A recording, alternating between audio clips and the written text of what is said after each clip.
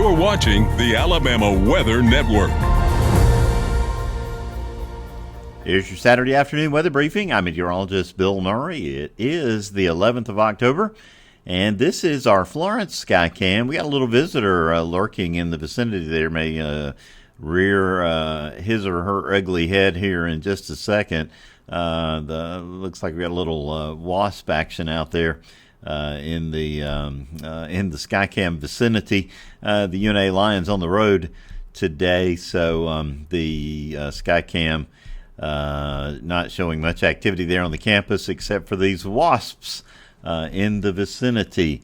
73 degrees there in the northwest corner of Alabama. Over in Bald Rock, southern St. Clair County, between Moody and Birmingham, between Moody and Pell City, showing 70 degrees there with a partly cloudy sky this afternoon. Down in Hoover, looking back toward the southeast, showing those streaks of stratocumulus clouds this afternoon. 75 degrees in the southern part of the Birmingham metro area.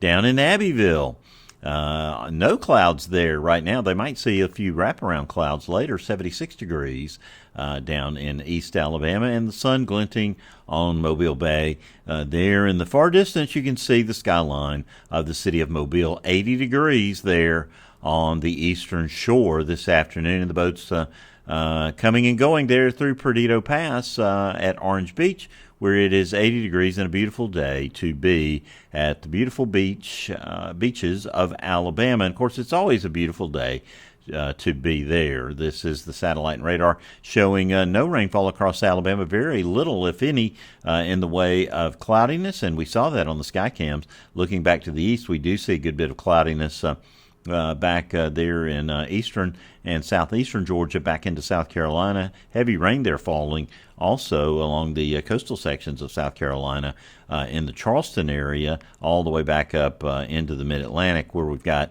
a coastal storm that is causing some big problems. Temperatures across Alabama at this hour are generally in the upper 70s and 80s, depending on where you're located.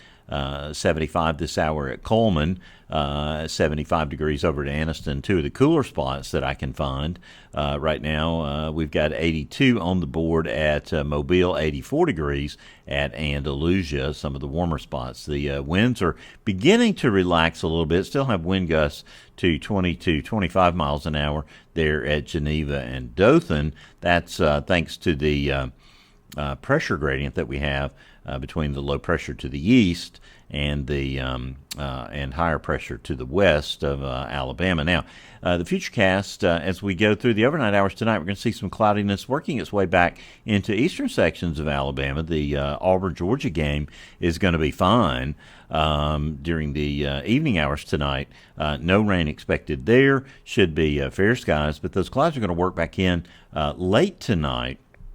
And so you might see some partly cloudy skies to mostly cloudy skies when you wake up in the morning, areas east of I-65. Maybe a light shower there in the I-85 corridor, perhaps around Lynette, maybe down to Opelika. Not expecting much in the way of rainfall, and it's going to be spotty and light. During the day tomorrow, not expecting very much, if any, at all in the way of rain. So we just see some cloudiness over the southeastern part of the state, the wraparound moisture around that low. That clears on out by Sunday evening and begins to move on out, and we have a high pressure moving in to dominate our weather by Sunday. Now, in terms of national alerts, the real dominant factor basically is the moisture from Priscilla over the desert southwest there, southwestern Colorado, southern parts of Utah back into Arizona, where they've had some heavy rain. Winter storm conditions in the northern Rockies, where they've had some issues there. And lots of coastal flood advisories along the east coast of the United States. Coastal flood advisories and coastal flood warnings, as well as small craft advisories and gale warnings with that system there. Just really an early nor'easter. Rip current alerts in effect, too, all along the east coast of the United States. You see that low there southeast of Charleston this afternoon, moving slowly to the north. It's going to kind of park itself off the North Carolina coast there during the next 24 hours. And just kind of become a fixture there before eventually scooting out to sea. Severe weather outlook today.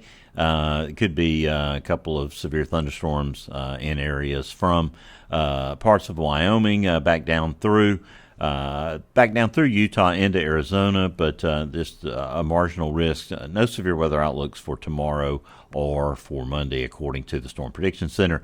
The excessive rainfall outlooks, the flash flooding risk, exists today for parts of eastern North Carolina up into the Virginia Tidewater, down into coastal South Carolina. But really the main threat is associated with that remnant moisture that is left over in the desert southwest there from Priscilla, parts of Arizona, New Mexico, up in to Utah for sure. The beach forecast for Alabama, we've removed the red flags, which is good news. The rip current risk has receded, except for St. George Island on the Florida coast, east of Apalachicola. There we still have that risk. The high pressure that's going to build in over the next few days over the southern United States is the main feature. It's going to give us dry conditions, very warm. We're going to be moving back well above normal. As a matter of fact, we're going to be 2 or 3 degrees shy of normal readings in shy of record readings in many areas by the middle part of the week. So we'll be watching that. But you see, heights begin to fall over the Great Lakes. Then we've got, this trough moving into the Northeast and the lakes by the weekend. We see a series of those. Things are beginning to change. We see a couple of cold fronts moving through, probably this weekend and next weekend, and we're beginning to see a bit of a pattern change. So we'll eventually begin to cool down just a bit. Tomorrow, though, sunny and dry for most folks. Just a little wraparound moisture, those clouds, maybe an early shower in eastern sections. Dry on Monday. With little sunshine, we'll be generally back up into the 80s, a couple of degrees warmer than tomorrow, maybe lower and middle 80s. Same thing for Tuesday, very little, if any, in the way of cloudiness. Same thing for Wednesday, middle, maybe some upper 80s in a few spots.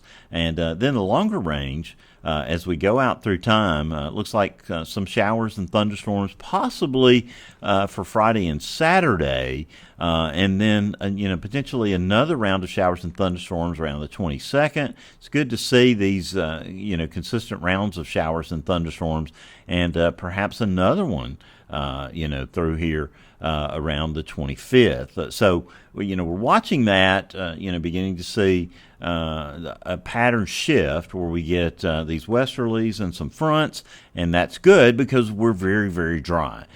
We've got, at least abnormally dry conditions over almost all of Alabama, with, severe to extreme drought now across a good bit of the state. The rainfall outlook has been adjusted slightly upward, through Friday, but again, not very much. Really, only less than 1/10 of an inch of rain for most folks, except right along the coast. And we're really concerned about fire weather. Even though we're not to the criteria for red flag warnings, we really want to caution you against any outdoor burning. It requires a permit now, and especially this afternoon, tomorrow afternoon, and every day this week. It's just going to get worse as we go through time. So we caution you, very strongly against any outdoor burning because the combination of the low humidities, especially these gusty winds, not helping with the dry fuels, and going, as we are right now, into an ENSO neutral condition for the spring. Right now we're sort of in a weak La Nina pattern for the winter. That typically gives us a mild and dry winter, so that's not really good news. Beware that blob, though, to the north. See those warm temperatures in the waters? These are ocean temperatures, anomalies there in the central Pacific. That sometimes can cause some big Pacific storms that can dislodge the, produce a big ridge over the west that can produce a trough over the east and produce some cold air, which could produce, some active storm tracks for Alabama. Maybe, we get one or two big winter events possibly. We'll see how that goes. And then as we get into the late winter and early spring, severe weather events could be a possibility. Your 7-day forecast looks like this. No rain for the northern half of the state. Temperatures are going to be warm. We could be in the middle 80s really by the end of the week, or middle of the week. We'll be watching that closely. And then we'll watch for the chance of rain returning by the weekend. Overnight lows are going to be in the 50s. For South Alabama, watching for that small chance of a shower in southeastern portions early tomorrow. Other than that, dry. Middle to upper 80s the rest of the week. Overnight lows will be in the upper 50s generally. It'll be a Kansas City special on Weather Brains Monday night. Join us live on YouTube and then wherever you get your podcast by Tuesday morning. Well, that's your weather briefing for this Saturday afternoon. More notes on the blog, and of course, stay with us on the Alabama Weather Network for the very latest in weather information.